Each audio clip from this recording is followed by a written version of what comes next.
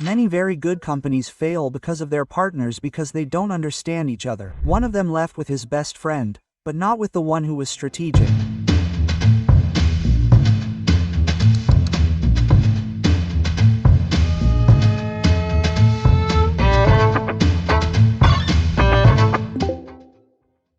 Friends of Pulso, welcome to a new meeting of leaders and entrepreneurs made by Pulso. Today we have a very special guest. I'm going to tell you a little bit about her. Sanandersana, 38 years old, just turned. She's the mother of Gabriel and Marwa. Since 2016, she's been the CEO and co-founder of Symplifica, which we're going to tell you about later. It's already a great company achieving great things here in Colombia. Salua García is with us. Salva, welcome to Pulso. What a pleasure and what a great interview we wanted to do with you, right? Well, thank you very much for the invitation. I'm happy to share and, as you know, it came from my heart, so I'm very happy to be here. It's a space, as I was saying, inspiring, because it's made to order leaders and entrepreneurs. We created it precisely to show examples of people who are doing great things in private companies, who are striving to go even further and also make a difference in the country. Who is Salua García? Tell me why I started with something very small, but I know that you have a very successful career in the business world. Welcome. Thank you very much. Well, I'm Sanandersana, as you said, and I think that's something very unique about my journey. Well, I'm a leader, I'm a woman, I'm in administration, and I come from a region to the city. Here I go to college, then I start working and I spent 7 years in multinationals. After that, I started to feel like something was missing.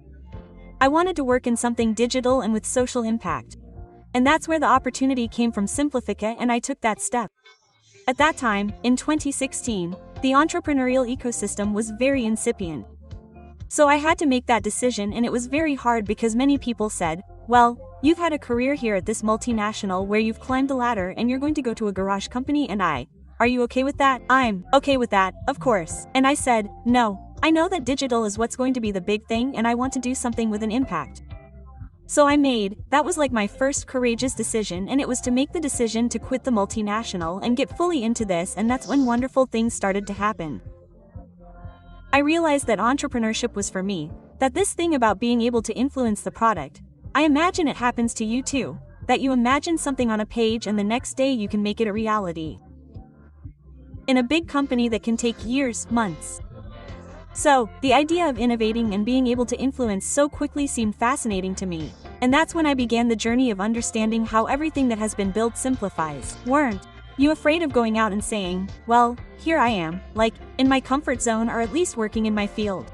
Going out and undertaking a business and taking on that responsibility, that risk at that moment when you make the decision, what did it cost you? Weren't you afraid? I was very afraid. And, really, taking that step is scary, but I was even more afraid of not doing it and staying doing the same thing, in a sector where I worked at direct TV, where on-demand television products were starting to come out and I felt, well, that this product was becoming obsolete. And I do believe that when you are an entrepreneur, or in other words, an employee, you have to work in something that you believe in 100%. And at that time I didn't believe in the product so much, so it was like a mix of things. Let's say my mom supported me and that's where I added it to her and she said, no, digital, like I've read about it and we're talking about 9 years ago, right? Yeah, we're not totally there either. Yeah, it was different like the investment rounds and all that came later. So yes, I was scared. But something in me really clicked with the idea of Symplifica, with what this issue of generating digital tools was, and well, that's when I made the decision. And Symplifica was born. Let's tell the audience, although more and more people are already familiar with Symplifica. But what does Symplifica mean? How did it come about? And the impact it's having in Colombia? Well, Symplifica was born because, well, right now we've heard a lot about it with the Minister of Labor. But really the law for you to have a worker in your home as an employee, a company, this is from 2012 or so. Yes. And what we saw that people didn't do it because they didn't know how. You don't have an accountant or a lawyer at home. So we said, let's create a platform with technology so that people who hire nannies, farm workers, or domestic workers can hire them easily. And at that time, the first innovation we made was that we didn't provide the employee. Instead, we created this so that if you were an employee at your home every day or two, you could use it, simplify it, and with that you would comply with what you had to comply with. And then along the way, we added more features, social impact benefits for the community of employees that we manage. But they are not employees hired by us. They are still the employers with our application. You enroll them, pay their salary, social security, benefits, and pay them off when the employment relationship ends. So that was the challenge of understanding all the legal regulations. We are talking about 2016. This was quite new. There wasn't even a mandatory premium. That was 6 months after we launched it. So, all of this led us to it was about seeing, well, now how do we convince people to hire formally? And that's where the business started. Here you are somehow supplying two needs. One, that there is formalization, that is, that there is rigor when it comes to paying them off, and also that the people who hire them have a kind of human resource on hand, who pay them off and go through the whole process as such. Overall, for many years, we defined ourselves as the Human Resources Department of Households, precisely. Because it was like having an accountant, a lawyer, and a human resources assistant on a single platform. So, precisely, this has an angle so that households don't have to worry. They don't sue them, and if they do, we take care of it. But definitely, here the most incredible impact is seen on domestic workers, most of whom do not have access to healthcare, the possibility of retiring in their old age, who do not have access to benefits such as those provided by compensation funds, etc. So, indeed, on the workers' side, although there is no cost for them to be in Symplifica, because everything is covered by the employer, they are the main beneficiaries of our platform. How nice. And what is the most difficult thing about starting a business in Colombia? How many people did you start with, and how many are there today in Symplifica? Oh, starting a business is very difficult for many reasons. Well, all this complying with legal regulations is a hassle even for a company, but imagine in a household. But when Symplifica started, there were 8 of us, today there are 70. Imagine. We are a large team. Hey, this month we are going to enroll the 50,000th employee. Wow. Yes, I am super happy about that. In our history, let's say, there are already 50,000 people who have joined Social Security. And let's say it is difficult to pay the payroll, pay the taxes, the investors. As a manager, you have to know the operation, you have to know about finances, you have to know about human resources. It really is too much, but surrounding yourself with talented people is what allows you to get ahead. But without a doubt, sometimes I say, there are days when I want to throw in the towel, and I say, maybe if I were an employee I would save myself, I would. Save myself all these worries, but well, then I say, it's not worth it. But yes, of course there are very hard days because being an entrepreneur is complicated, it is expensive, it is difficult. And what skills do you think a leader needs now that you apply all this in Symplifica, that you have seen it from the very beginning of the company? What skills do you think are absolutely necessary when leading a company, a business, an organization? I believe that one has to have a learner's attitude. And definitely the ability to surround yourself with people who know more than you, that is true. I mean, many times you have to solve a problem and also have the humility to say, I don't know, but I know who might know. I don't know, but let's bring in an expert. Quote, because what I'm telling you is, it's very difficult to be very good in all the areas that you need to be. So, the number one skill is knowing how to attract the right talent, surrounding yourself well. These are the people who are going to help you achieve your company's goals, but they're also going to take care of you, they're going to protect you. Imagine a company like Symplifica without a super labor lawyer. Or not having a financial professional who really helps you see things that you might not see on a day-to-day basis. So, I think the first thing is that, knowing how to surround yourself because you can't get anywhere on your own. You have to get there as a team. And I think that's very important when it comes to leading. What things would you have avoided or done better when you were starting the company? What would you have avoided or done better? What would you have done differently? Look, if I could go back in time, I would have done many different things. That's definitely the experience you have when it's no longer useful, right? But it will be useful to me. For example, sometimes you create temporary processes that, in the meantime, let's do it this way and then automate it, then change it and years go by and you go back and it's like this because we never changed it. So, sometimes I always say this in my talks and it's like, hey, sometimes you create things without having the scale to scale. And then you have many more clients and you can't stand the process and you have to go and change it. So, for example, let's automate the billing process. Which at first was a person who had to go and press a button, let's say. Sometimes you don't invest in that because it's not that important. The client doesn't see it and then it becomes a problem for you. So, I would be different. From the beginning, I would automate much more. And think about each process. This can handle 100 clients, but it can handle 20,000 and I would start to think more about scalability. You were telling me that they are close to reaching 50,000 domestic workers. Informal history. Informal history, perfect. What case left its mark on you? I mean, you say, look, in some way this is a population that had to do a lot to fight for regulation. Right? That in some way also has stereotypes that are not easy to deal with. But what cases, after all this process that they have gone through? And if you ask me if you have a lot of contact with them, more like with those they employ. What cases also tell you, hey, how proud we are to do what we are doing? Yes, many. In other words, only 2 out of 10 domestic workers in history are affiliated in Colombia today. Imagine that. I mean, thousands are missing. Thousands, that is, 80%. Imagine. We still have a lot of work to do. That's good. It simplifies things for a while. Very good. Yes, it simplifies things for a while. But let's say that we once held an event, a first event, to commemorate World Domestic Workers' Day. And we've been celebrating it for 4 years. We held an in-person event in the city, and we invited workers. At the first event, we invited a speaker who spoke about how the most successful, happy people are. We gave a spectacular conference, with prizes for everything. And at the end of the event, we told them, well, if anyone wanted to speak, an employee took the microphone and said that she had never been to a talk where someone told her that she could dream, that she could have goals in life. And sometimes, for someone to go to a motivational talk, that's like anything else. And for many of these workers who attended, it was the first time they had the opportunity to have a talk, right? For someone to tell them, no, the membership, the benefits, no. For someone to ask them, what is your life project? What do you want to achieve? And another thing that really made an impression on me. And the other thing that really made an impression on me is when there are employees and workers who are affiliated through us, and I ask them, in line at the event, I did it this year to show that video, and I would say to them, well, what do you like most about your job?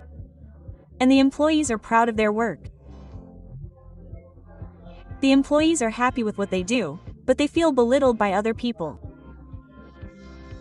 Then, there are other people who have other roles, I don't know, secretary or doorman, and they think that the employee is lesser. Sometimes they are not even people of a high socioeconomic level. And in Colombia we have this debt of giving the workers their place. So, I always tell them, look, if you go on strike, this country will come to a standstill.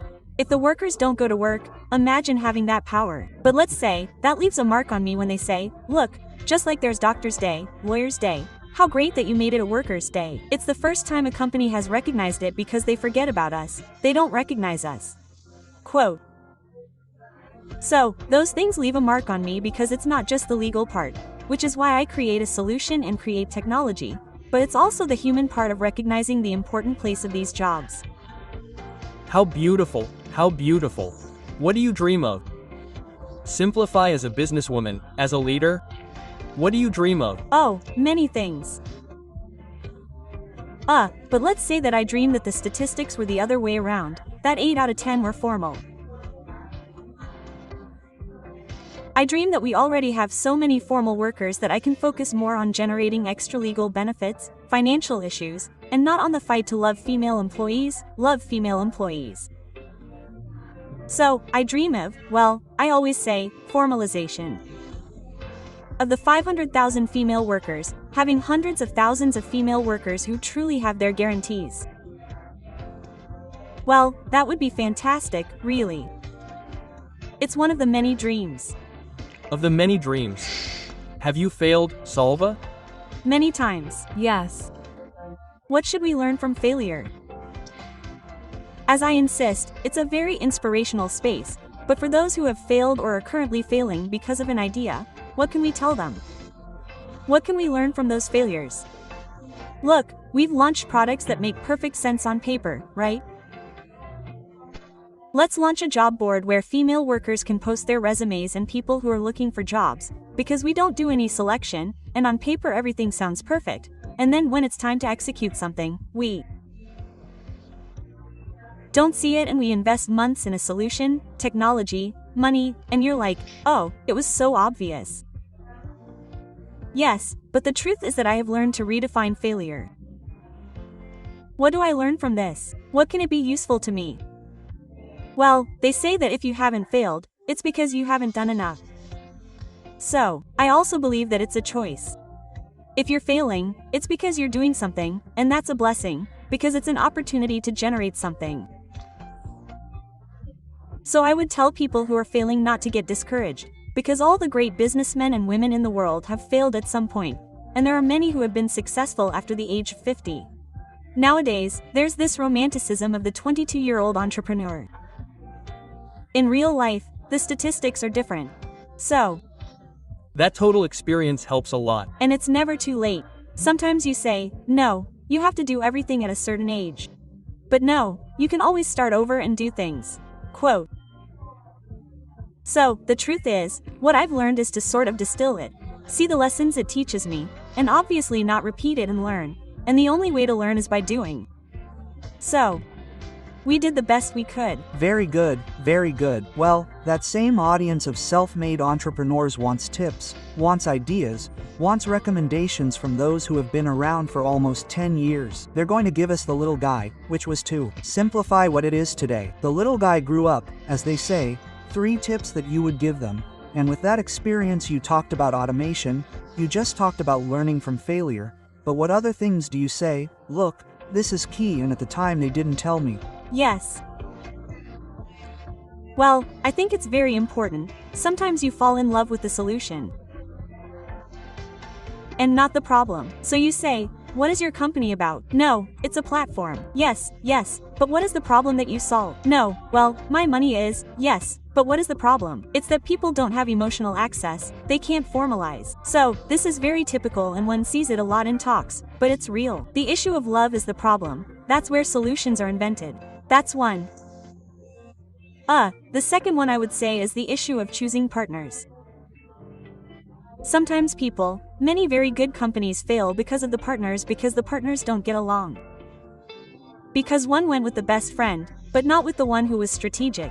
So, you have to be very smart about complementing each other. If I'm very good at marketing, then I should partner with someone who is very good at product. Let's not be too good at marketing, because we will clash too. Maybe you'll see the same thing. You'll see the same thing. Exactly. So, that's like a company is very different from a friendship. You do have to become friends with your partners, but the truth is I think you have to be very smart when choosing who you partner with. And the third thing I would say, and I say this a lot on my Instagram, is that entrepreneurship is not for everyone, and that's not bad. Yes, but you can have an entrepreneurial attitude in any space. What am I getting at? Many people are going to be employees, many people are going to have a corporate career. And that's not bad, like you shouldn't feel bad about it. And sometimes I'm with people and they say to me, no, but you do so much. Instead, I feel like, but look, you're a successful executive, you're doing great, you're making an impact from another place, but you can have an entrepreneurial attitude in anything in life, in deciding to go for a run and change a habit. In saying, hey, music fills me up on Saturdays, I'm going to dedicate it to a Foundation X within my own company, telling my boss, hey, what's my career? To push my own growth. So, I would say that the entrepreneurial attitude, yes, on the other hand, should not limit you to being an entrepreneur and also being at peace.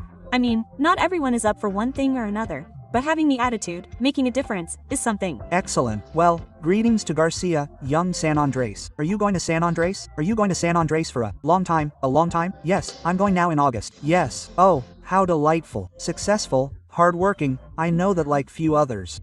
Also, tell people who follow you on social media, you're very active on LinkedIn, but also on Instagram, so they can follow you, so they can also find tips, find more of your work and simplify. Obviously. Thank you very much. Well, there I am on my Instagram at Salua García Fakih. There I talk about my journey with Simplify and also a lot about being a mother and entrepreneur, which is always a challenge, and there's a lot of sharing there. How do you do that? That question could be one of the, no, that doesn't have an answer. How? I don't know. I still don't know. But definitely having a support system and having a good husband is key. Let's say, or a good support system, because if not, A good circle, it's like a circle. Right? No, if not, it would be impossible. Honestly, yes. But hey, I'm also on LinkedIn. I'm also on the Symplifica networks, the first one with and well, there you can ask me things, follow us and well. Thank you very much for the invitation. We're delighted to have you here, Salwa.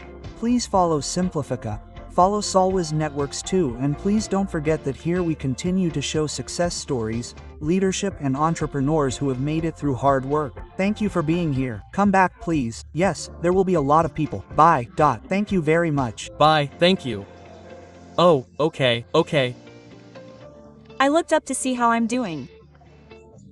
Okay, Pulso audience, you have a successful case of entrepreneurs that we like to show, of self-made leaders like Salwa. Please follow her on her social networks, follow her Simplify, and we'll be waiting for you here again, Salo. Please say goodbye to our. Thank you very much. Well, bye. See you there on my social networks, and thank you very much to Pulso for the invitation. Bye. See you on another stage and episode of Self-Made Entrepreneurs. Ciao.